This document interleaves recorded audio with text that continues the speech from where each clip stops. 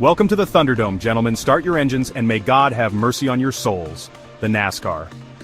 Chaos 500 isn't your grandma's stock car race. This ain't no Sunday drive, this is a 10-hour demolition derby on wheels.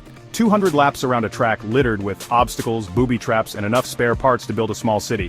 It's a recipe for disaster, and I, for one, can't get enough of it. Forget everything you thought you knew about NASCAR. The rule book for this race is more like a suggestion box, and the only real rule is there are no rules. We've got 40 drivers with a point to prove and a whole lot of pent-up aggression. Legends like Lightning McQueen and Jeff Gordon, young guns like Noah Gragson and Hailie Deegan, even a few ringers thrown in for good measure. This year the organizers have outdone themselves. We're talking ramps, oil slicks, and a swinging wrecking ball for good measure. Oh, and did I mention the big one button? One push of this bad boy and a random driver gets a love tap from a remote-controlled monster truck. It's pure, unadulterated mayhem. And the fans? They're loving every second of it. The green flag drops and it's like unleashing a pack of rabid dogs on a racetrack. The first turn is a symphony of screeching tires, crunching metal, and drivers yelling obscenities.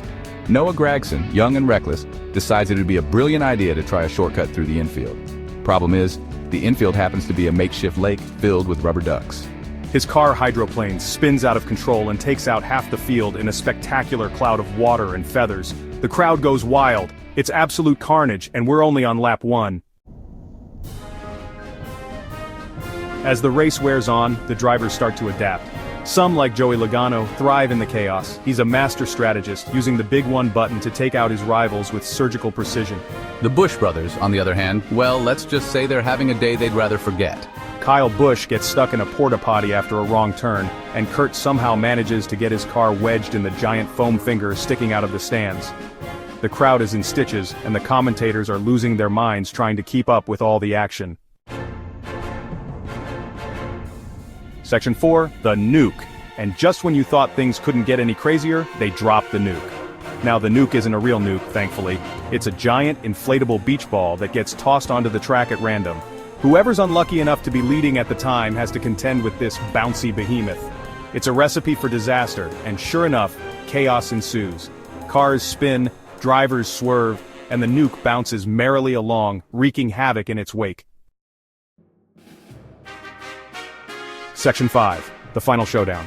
The final 10 minutes of the race are a blur of adrenaline-fueled madness. We're down to the wire, and it's anyone's game.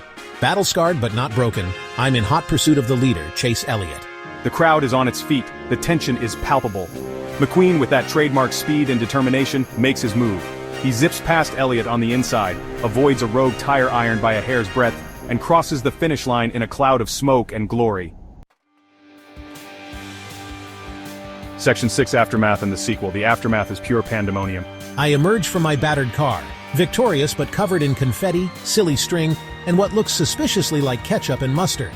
Several drivers are banned for life for unsportsmanlike conduct. Apparently using a live badger as a projectile weapon is frowned upon. In a fit of rage, I drive my car straight into the victory podium, narrowly missing McQueen. The crowd roars its approval, demanding an encore. The organizers, nursing their own share of bruises and burns, are already planning next year's Chaos 500. Trust me, folks, you do not want to miss it.